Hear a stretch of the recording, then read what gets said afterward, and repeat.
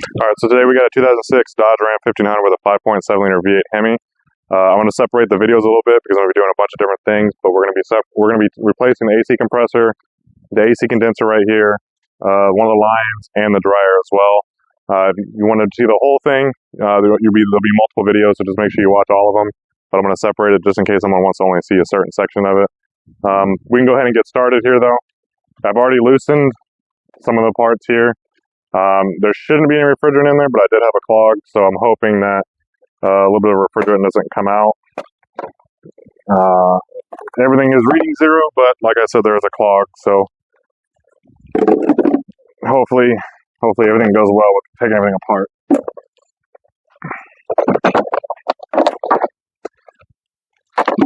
But right here is this line that we have to replace, because this one is the one that had clogged, and it kind of goes from your firewall up behind this firebox, or the air box. So we're gonna have to take this air box off, and then we're also gonna be taking this dryer off. These things have a bunch of quick disconnects, is what they're called. So they have like a little safety device that keeps it together, and then there's another spring inside of there that also clips in. So we'll have to get a tool and get those separated, and then we're gonna pull this off as well. All right, guys. So I went ahead and got the dryer off and this line, as you can see back here. This is where everything hooks up to. You got a bigger one and a smaller one. The bigger one actually hooks up to this right here, this little piece. And this little one hooks up to this line, which I have already taken off. And basically, when we get this off, is I have one of these tools right here. There's a whole bunch of different kinds of ones, but if you have this, it'll work as well. Right here is that little spring I was talking about, and that's what grabs on. So I can show you on this end here. Basically, what you do is you take this tool here, find the size you need, which I think was this one I used, and you're basically going to put it on there this way. And what that does is it pushes back on that spring that's in there. And it's kind of tricky, and it could be a little bit difficult to do, but there's this little lip right here, and that's where that spring grabs onto. So basically what these little fingers are doing is they're getting under that spring so that the spring can slide out away from that lip.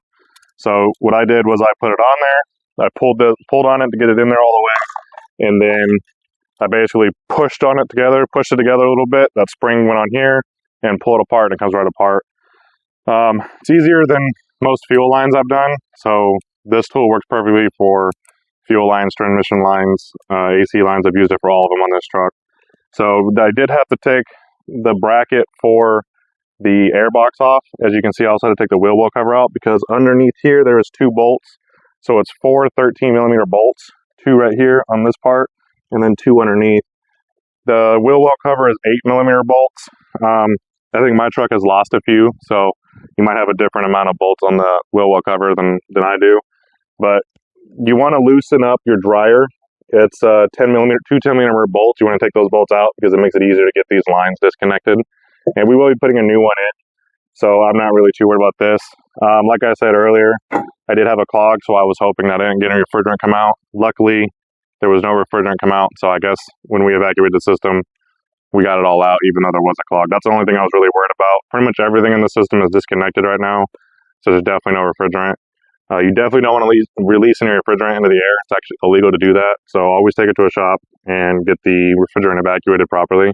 Some shops will actually give you, they'll charge you a certain amount to get it evacuated, and then they take that price off of the recharge. So make sure you always go to a shop to do that. I was just a little worried because we had a clog.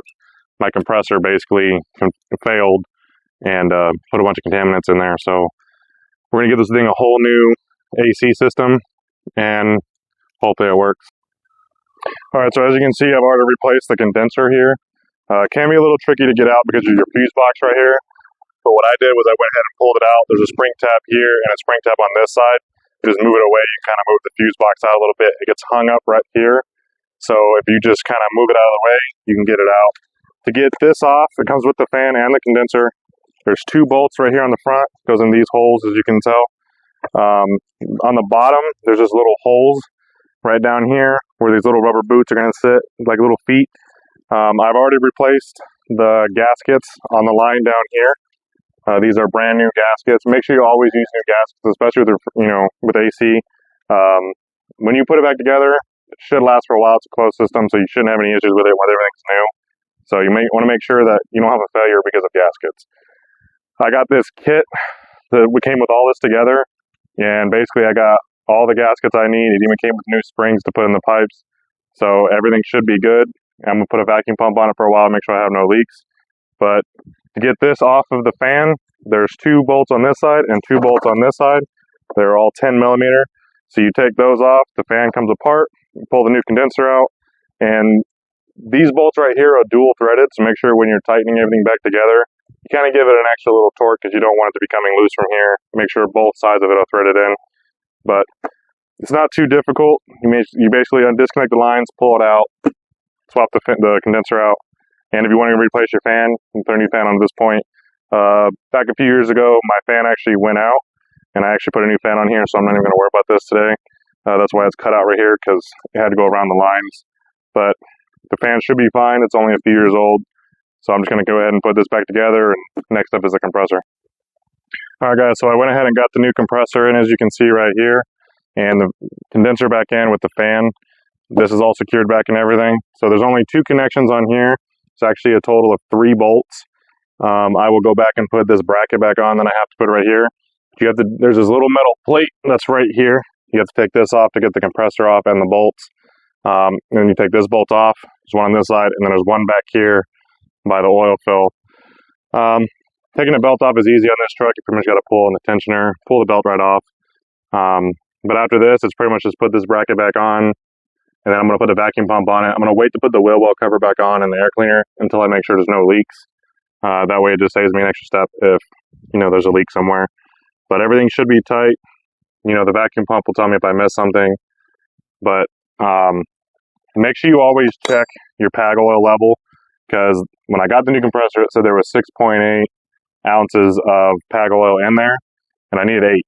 Well, when I took it out to measure it so I can add the correct amount in, there was actually only 3 ounces in there. So just because it says there's 6 ounces in there, doesn't mean it really is. Doesn't matter where you get your compressor from, always dump it out, measure it, and make sure you put the correct in there. I did put some UV dye in there. It's a little bottle like this. You can use it for about 4 vehicles. That way it lets me know if I ever have a leak anywhere. You can't miss this bright green dye that it has. But this is a good time to show you a little bit of some cleaner I like to use, because I did spill some PAG oil on the ground. So this is called Powerhouse.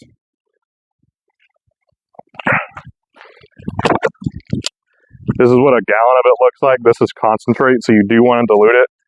It's very strong. I used to use this in the military, and we use it to clean up the oil off the hangar floors. So right now I already have some pre-mixed with some water and Powerhouse. I use about a 50-50.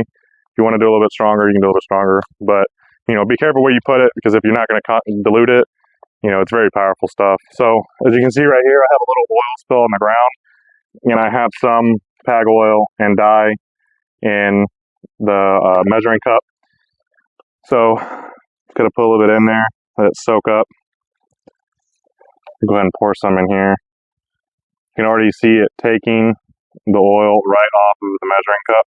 It's kind of hard to tell a little bit because this is green and the dye is green, but it does work very well at getting it all off. You can see it's getting all of it off there. The water's already turning foggy because it's getting all the oil off. Plastic is very hard to clean, so this is a really good solution so that your wife doesn't yell at you for getting her measuring cups dirty. Do a little rub in there, and it all comes right off. And all you gotta do is rinse it out, and you're good to go. Alright, so you guys have already seen how well the Powerhouse works from Laser Chemicals. This time I'm going to use some Grime Fighter. As you can see, my hands got a little dirty from working on the truck. So this is kind of like your Gojo, but in my opinion it works way better than Gojo.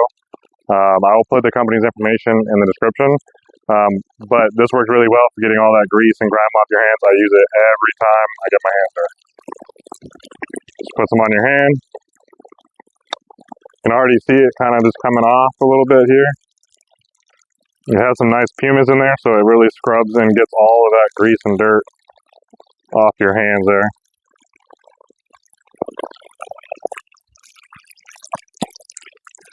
So just a quick rinse, all of that dirt and grime is off of my hand.